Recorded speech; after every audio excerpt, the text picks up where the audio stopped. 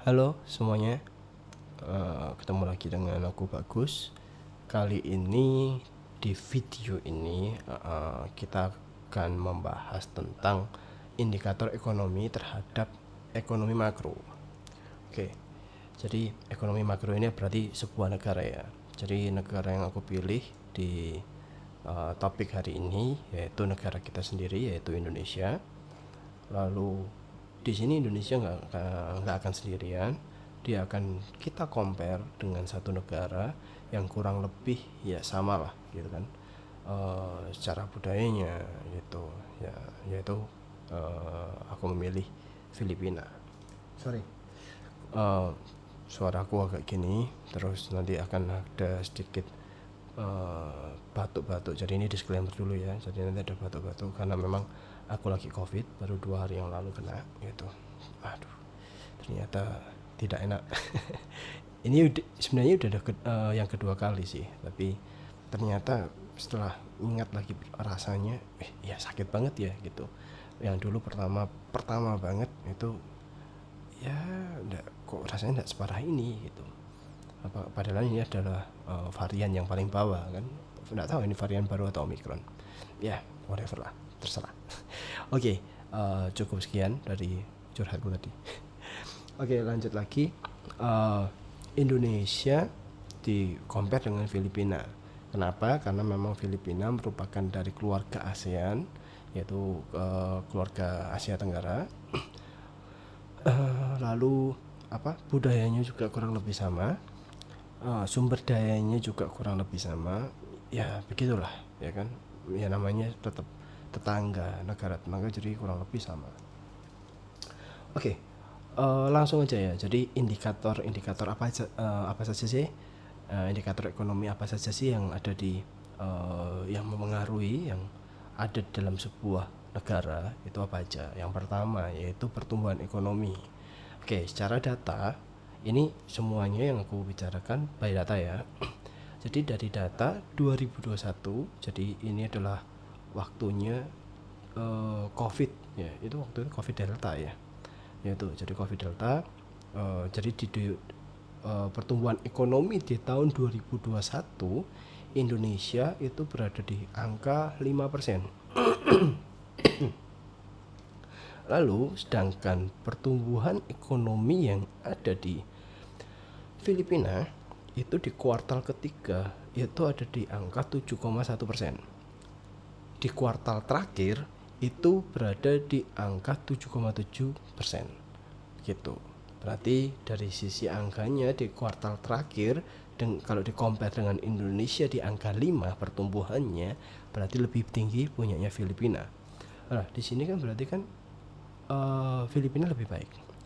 Yang menjadi pertanyaanku yaitu kenapa Indonesia itu ada di bawah Filipina saat itu dengan masa yang sama gitu.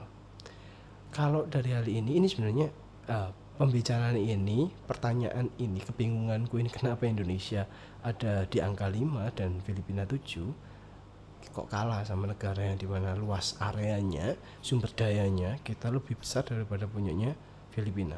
Nah, ini aku ingin membawa sebuah semangat bahwa Indonesia itu harusnya bisa lebih lagi. Sektor yang mendukung pertumbuhan dari Filipina itu ada di sektor pertambangan, timah, besi. Coba bayangin apa kurangnya kita. Lalu minyak kelapa sawit, apa kurangnya kita dengan yang dimiliki oleh Filipina. Oke, ini agak keluar jalur sedikit ya. Kita mau lihat negara paling dekatnya kita, Singapura. Singapura itu negara yang dibuang oleh Malaysia, ya kan? Tapi mereka bisa mengembangkan sumber daya yang ada, yaitu sumber daya mereka tidak punya. Itu kota negaranya itu lebih besar dikit daripada kota Surabaya. Berarti kan secara luasnya aja berapa persen dari punyanya Indonesia, kecil, dan mereka tidak punya apa-apa, tapi mereka bisa dikatakan negara maju orangnya. Jadi mereka Indonesia itu belum bisa memanage gitu. dengan keadaan yang ada di sekitar kita.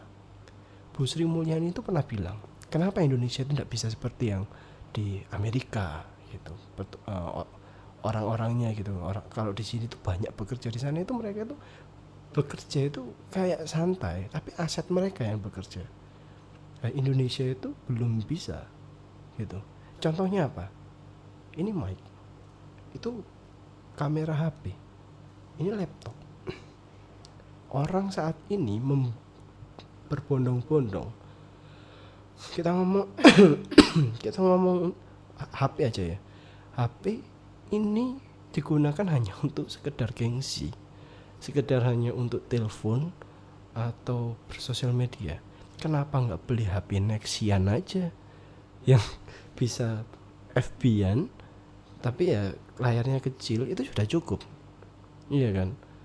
Jadi gengsi yang dibeli itu adalah gengsinya. Sedangkan di luar itu mereka bisa menggunakan fasilitas yang aset mereka itu untuk bekerja untuk mereka. Nah, itu yang aku rasa Indonesia masih belum. Yang ada di sekitar kita aja, kita itu masih belum bisa menggunakan dengan baik. Contohnya yang tadi, handphone, laptop, apalagi dengan yang tanah yang ada di sekitar kita. Kita bisa tanam ini dengan baik, kita bisa mengelola ini dengan baik. Nah, kembali lagi itu berarti kan ada faktor-faktor yang lain ya, seperti pendidikan dan sebagainya. Informasi yang masih belum bisa tersampaikan dengan baik, berarti belum bisa secara menyeluruh. Berarti supaya bisa menyeluruh, apa infrastrukturnya harus disamakan, dan Indonesia telat gitu.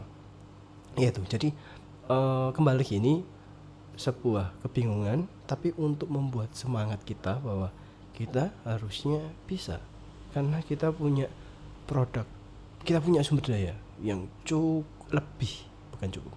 kita lebih baik daripada yang lainnya. Jadi dari hal ini harusnya kita bisa memiliki pertumbuhan ekonomi yang lebih baik daripada tetangga-tetangga sekitar kita gitu. Oke, lanjut ya, langsung ke inflasi. Indikator yang kedua adalah inflasi. Inflasinya Indonesia di tahun 2021 dari keseluruhan ya sampai akhir Desember itu di 1,87%. Dari Januari ya inflasinya. Nah, untuk rata-ratanya dari Januari sampai November itu berada di angka 1,26%. Nah, kita samakan dengan rata-ratanya Filipina. Rata-rata Filipina dari Januari sampai November 2021 itu juga itu berada di angka 4,5%. Jadi inflasinya lebih tinggi punyanya si Filipina daripada Indonesia. Indonesia ada di 1,26% rata-ratanya. Lalu tingkat penganggurannya, faktor ketiganya. Indikator yang ketiga adalah tingkat pengangguran. Tingkat pengangguran di Indonesia itu mengalami sebuah penurunan itu 0,81% yang diambil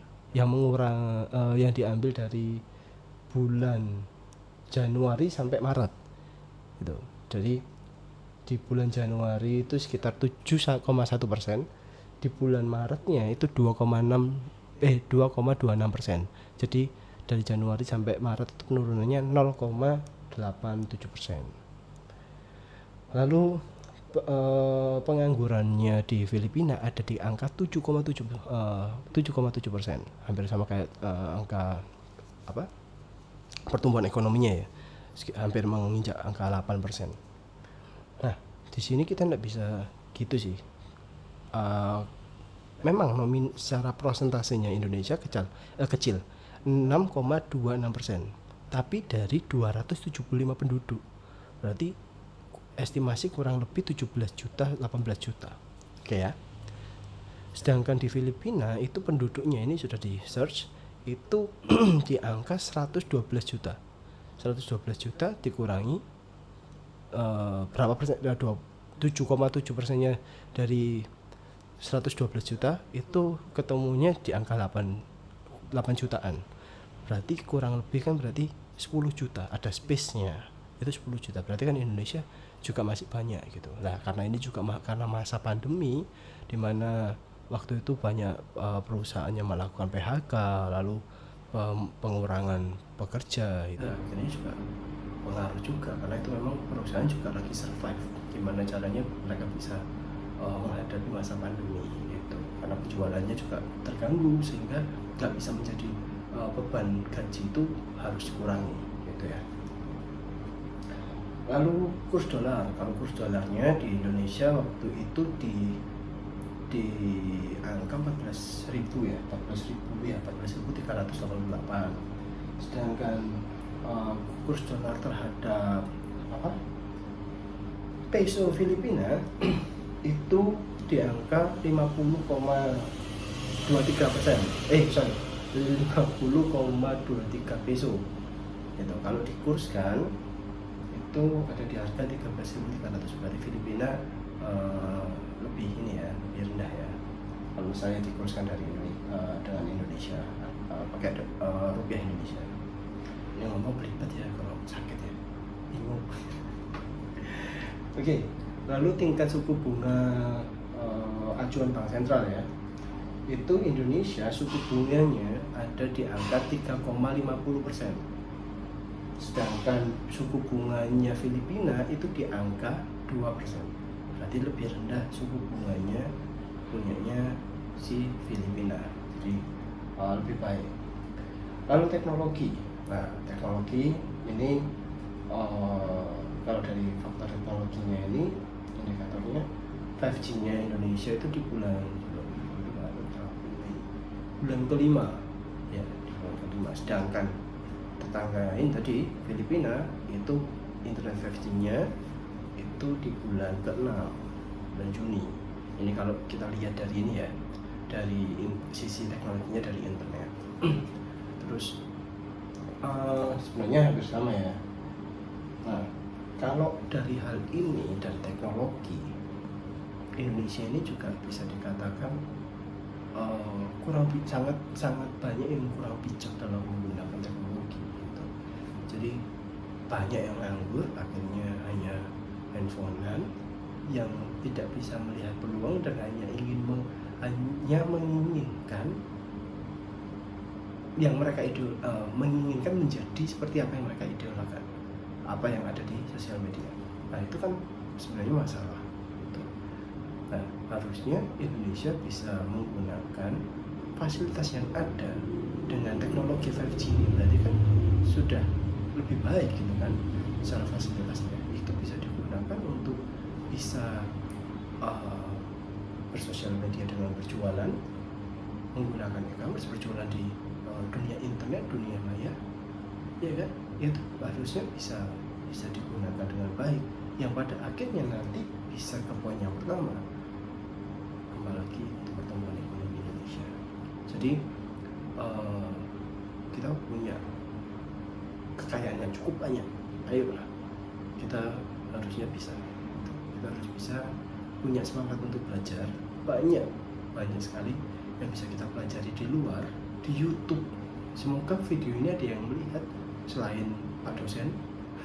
Jadi teman-teman dari tempat lain berharap gitu ya, ini jadi mengingatkan ya, nanti gimana video ini nanti akan dipromosikan ya, akan aku promosikan lewat ads atau apa supaya ya ditonton gitu, ada spirit ya. Mungkin video di channel ini akan dikembangkan lagi sih, tujuannya kedepannya akan dikembangkan lagi supaya membawa satu spirit yang sama untuk mengembangkan Indonesia menjadi lebih baik lagi, karena memang kita bisa, memang banyak UMKM yang sekarang juga mulai melek gitu kan, untuk bisa membantu perekonomian Indonesia. Good. Oke, sekian. Jadi tadi ada 6 indikator. Yang pertama ada pertumbuhan ekonomi, inflasi, pengangguran, habis itu kita jangan lupa kan kurs dolar, habis itu tingkat suku bunganya dari Bank Sentral, terus yang terakhir teknologi. Oke, sekian video kali ini. Terima kasih. Bye.